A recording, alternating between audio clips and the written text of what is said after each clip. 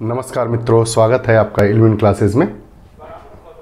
हम लोग भारतीय राज्य व्यवस्था विषय को पढ़ रहे हैं। भारतीय राज्य व्यवस्था विषय में हम लोग जुडिशरी न्यायपालिका को पढ़ रहे हैं। न्यायपालिका में हमने सर्वोच्च न्यायालय से प्रारंभ करते हुए धीरे धीरे सोपानिक क्रम में हम लोग सुप्रीम कोर्ट के बारे में पढ़े, उसके बाद उच्च न्यायालय के बारे में पढ़े, उसके बाद अधीनस्थ न्यायालय के बारे में पढ़े, उसके बाद हम लोग बात कर रहे हैं धीरे धीरे परिवार न्यायालय के बारे में हम लोग पढ़े।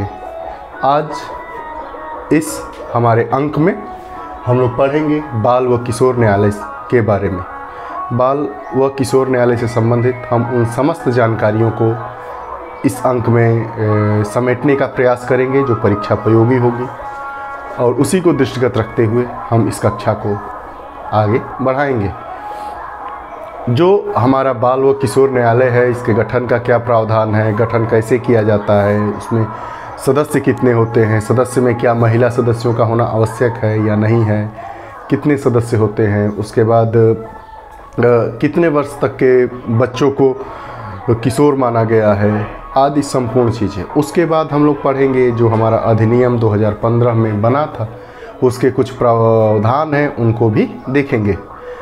आपसे निवेदन है कि हमारी वीडियोस को शुरू से अंत तक देखें और ज़्यादा से ज़्यादा लोगों तक हमारे चैनल इल्विन क्लासेस को, जो आपका ही चैनल है, लोगों तक पहुंचाएं और हमारी मदद करें।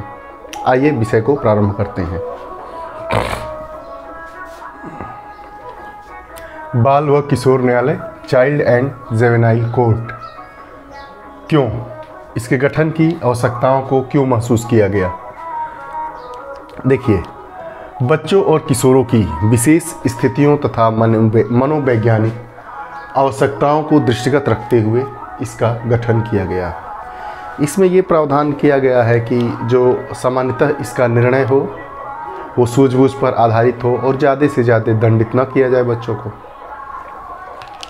इसके संचालन हेतु, इस न्यायालय के संचालन हेतु अनेक उच्च न्यायालय, अनेक मतलब कई उच्च न्यायालयों में किशोर न्याय समितियां बनाई गई हैं, जिसकी अध्यक्षता उच्च न्यायालय के वर्तमान न्यायाधीश करते हैं। वर्तमान न्यायाधीश, ठीक, मुख्य न्यायाधीश नहीं, न्यायाधीश की बात की जा रही है यहाँ पे। इसकी आवश्यकता के पीछे विचार यह था कि बच्चों और किशोरों की विशेष स्थितियों का मनोवैज्ञानिक आवश्यकताओं को दृष्टिगत रखते हुए इसका गठन किया गया। इस न्यायालय के उपयुक्त संचालन हेतु अनेक उच्च न्यायालयों में किशोर न्याय समितियां बनाई गई हैं, जिनकी अध्यक्षता उच्च न्यायालय के वर्तमान न्यायाधीश करते हैं। गठन कैसे होगा? राज्य सरकार द्वारा एक या एकाधिक जनपदों के लिए, जैसे उच्च न्यायालय का गठन है कि एक राज्य के लिए एक उच्च न्यायालय हो सकता है, या एक उच्च न्यायालय के क्षेत्राधिकार में एक से अधिक राज्य भी आ सकते हैं, वैसे ही यह राज्य सरकार का दायित्व है कि एक जिले में एक किशोर न्यायालय या एक से अधिक जनपदों के लिए भी एक ही किशोर न्यायालय के गठन का प्रावधान किया जाएगा। इसके 3 सदस्य होंगे। कितने सदस्य होंगे? 3 सदस्य होंगे।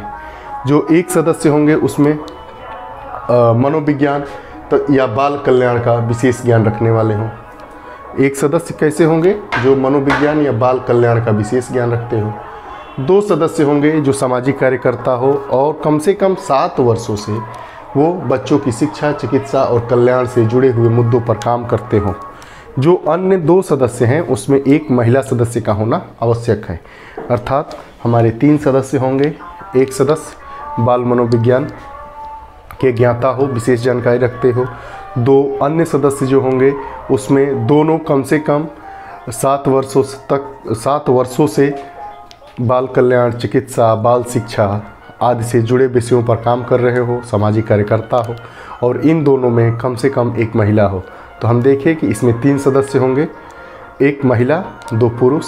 2 पुरुष में एक हैं जो बाल मनोविज्ञान के जानकार हों, विशेषज्ञ हो, और ये एक महिला और एक पुरुष जो 2 अन्य सदस्य हैं, इसमें दोनों लोग सामाजिक कार्यकर्ता हो और बाल मनोविज्ञान से जुड़े हुए विषयों के बारे में, उनकी शिक्षा, चिकित्सा से जुड़े कल्याणकारी कार्यों में संलिप्त रहे हों। अब इसके बारे में अन्य महत्वपूर्ण तथ्य हमारा ये है, समस्त कार्रवाई जो होती है किशोर न्यायालय की जो समस्त कार्रवाइयाँ होती हैं वो गोपनीय होती है। अर्थात मान लीजिए कि अमुक व्यक्ति के बारे में कार्रवाई हो रही है, उससे संबंधित कार्रवाई का संचालन किया जा रहा है किशोर न्याय बोर्ड के द्वारा, किशोर न्यायालय के द्वारा, तो उसका नाम, पता सब गोपनीय रखा जाएगा। अगर कोई इसका प्रकाशन कर देता है सही, तो उसके खिलाफ दंडनीय कार्रवाई होगी, जो हमारी भारतीय दंडिता संहिता है उसके आधार पे। हाँ, अब जो किशोर न्याय बोर्ड होगा उसके जो निर्णय होंगे उसके खिलाफ सत्र न्यायालय में, जिला सत्र न्यायालय में अपील की जा सकती है। जिला सत्र न्यायालय जैसे आप जानते ही हैं, जब आपराधिक मामलों की सुनवाई जनपद न्यायाधीश करते हैं तो सत्र न्यायाधीश हो जाता है। तो जैसे मान लीजिए कि ये किशोर न्यायालय है, इसकी अपील कहाँ की जाएगी? सत्र न्यायालय, जो जनपद सत्र न्यायालय में, और इसके निर्णय के खिलाफ अगर हम जाएंगे तो उच्च न्यायालय में। जैसे हम माने कि किशोर न्यायालय ने कोई निर्णय सुनाया, इसके खिलाफ हम जाएंगे उसी जिले के सत्र न्यायालय में। अगर ये भी फिर फैसला सुनाता है तो इसके भी खिलाफ अगर जाना हो तो हम उस राज्य के उच्च न्यायालय में अपील करेंगे। जो हमारा 2015 में किशोर न्याय अधिनियम 2015 बना था, किशोर न्याय अर्थात बच्चों की देखभाल व संरक्षण अधिनियम 2015 इसका पूरा नाम है। इसके क्या क्या प्रावधान है? किशोर शब्द, जो हमारा किशोर जुवेनाइल शब्द है को हटा के बच्चे शब्द, यहाँ पे क्या लिख दिया गया? किशोर की जगह पे बच्चे, नामावली में परिवर्तन कर दिया गया। कई बार ये प्रश्न पूछा जाता है। जघन्य अपराध करने वाले 16 से 18 वर्ष आयु के किशोरों पर वयस्कों के समान मुकदमा चलाया जाएगा। अगर जघन्य अपराध की परिभाषा न्यायालय द्वारा परिभाषित की जाती है, तो जघन्य जो अपराध है वो करने वाले 16 से 18 वर्ष आयु के किशोरों पर वयस्कों के समान मुकदमा चलाया जाएगा। मान लीजिए कि कोई अपराध करने के लिए 10 वर्ष की सज़ा का प्रावधान है वयस्कों हेतु, और अगर कोई यही अपराध 16 से 18 वर्ष का युवा करता है तो उसको भी यही सज़ा सुनाई जाएगी। उसके बाद जघन्य अपराध, उसके बाद गंभीर अपराध के लिए 3 से 7 साल के कैद का प्रावधान है। गंभीर अपराध और जघन्य अपराध, गंभीर अपराध के लिए 3 से 7 साल के कैद का प्रावधान है, और जघन्य अपराध 16 से 18 वर्ष का अगर कोई बच्चा करता है तो उस पर वयस्कों के समान ही मुकदमा चलाया जाएगा। अनाथ, परित्यक्त और आत्मसमर्पित बच्चों की नई परिभाषाओं को शामिल किया गया है। अनाथ जिसका कोई नहीं है, परित्यक्त मतलब ऐसा बच्चा है जिसको उसके माता पिता ने किसी कारणवश त्याग दिया है, और आत्मसमर्पित किसी असामाजिक कार्यों में जो बच्चे संलिप्त होते हैं और उनको बुलाया जाता है, वो आत्मसमर्पित अपने आप को समर्पित कर देते हैं कि हम पुनः ऐसा कार्य नहीं करेंगे, तो उन बच्चों की नई परिभाषा दी गई है। प्रत्येक जनपद में किशोर न्याय बोर्ड यह प्रावधान हमारा करता है। किशोर न्याय या बच्चों की देखभाल और संरक्षण अधिनियम 2015 यह प्रावधान करता है कि प्रत्येक जनपद में किशोर न्याय बोर्ड और बाल कल्याण समिति का गठन किया जाएगा। आइए इसको एक बार और देखते हैं। आज हम लोग इस अंक में बाल व किशोर न्यायालय के विषय में बात कर रहे हैं। इसके गठन की आवश्यकता क्यों हुई?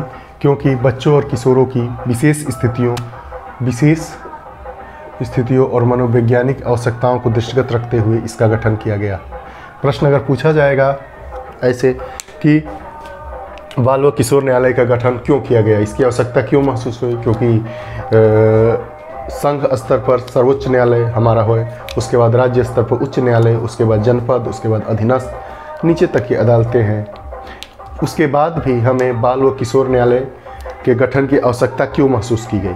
तो इसके गठन के पीछे हमारा मुख्य उद्देश्य बच्चों और किशोरों की विशेष स्थितियों तथा मनोवैज्ञानिक आवश्यकताओं को दृष्टिगत रखते हुए इसके गठन को महसूस किया गया। इसका संचालन, तो इस न्यायालय के उपयुक्त संचालन, इस न्यायालय मतलब बाल व किशोर न्यायालय के उपयुक्त संचालन हेतु अनेक उच्च न्यायालयों में किशोर न्याय समितियां बनाई गई है, जिनकी अध्यक्षता उच्च न्यायालय के वर्तमान न्यायाधीश करते हैं। गठन, राज्य सरकार द्वारा एक या एकाधिक जनपदों के लिए किशोर न्याय बोर्ड का गठन किया जा सकेगा। इसमें 3 सदस्यों की पीठ होगी। एक सदस्य कौन से होंगे? एक होंगे मनोविज्ञान और बाल कल्याण से विशेष ज्ञान रखने वाले 2 सदस्य होंगे। जो 2 होंगे उसमें एक महिला होगी और ये दोनों की योग्यता क्या होगी कि कम से कम 7 वर्षों से बच्चों की शिक्षा, चिकित्सा, कल्याण आदि से जुड़े हों। इन दोनों सदस्यों में कम से कम एक महिला होगी, मतलब टोटल 3 सदस्य। इसका अन्य क्या है प्रावधान? इसका प्रावधान है कि समस्त कार्रवाइयाँ गोपनीय रखी जाती है। इस बोर्ड के निर्णयों के खिलाफ जिले के सत्र न्यायालय तथा उसके निर्णय के विरोध में उच्च न्यायालय में अपील की जा सकती है। किशोर न्याय बच्चों की देखभाल व संरक्षण अधिनियम 2015 के प्रमुख प्रावधान। किशोर शब्द से बच्चे शब्द की नामावली में परिवर्तन। जघन्य अपराध करने वाले 16 से 18 वर्ष आयु के किशोरों पर वयस्कों के समान मुकदमा चलाया जाएगा। गंभीर अपराध के लिए 3 से 7 साल की कैद का प्रावधान है। अनाथ, परित्यक्त और आत्मसमर्पित बच्चों की नई परिभाषाओं को शामिल किया गया है। प्रत्येक जनपद में किशोर न्याय बोर्ड और बाल कल्याण समिति का गठन किया जाएगा और ये जो समितियां होंगी उनका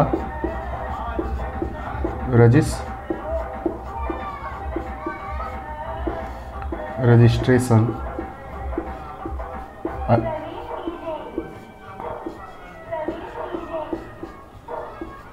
अनिवार्य कर दिया गया है। जो प्रत्येक जनपद में बाल कल्याण समितियां होंगी उनका रजिस्ट्रेशन किशोर न्याय बच्चों की देखभाल व संरक्षण अधिनियम 2015 के तहत अनिवार्य कर दिया गया है। आप हमारे साथ जुड़े रहें, इसके लिए आप लोगों को बहुत बहुत धन्यवाद। आप हमारे चैनल इल्विन क्लासेस को ज़्यादा से ज़्यादा लोगों तक पहुंचाने में हमारी मदद करें। इसको ज़्यादा से ज़्यादा शेयर, लाइक और सब्सक्राइब करें। आप लोगों के उज्जवल भविष्य की ढेर सारी शुभकामनाओं के साथ धन्यवाद, बहुत बहुत धन्यवाद, नमस्कार।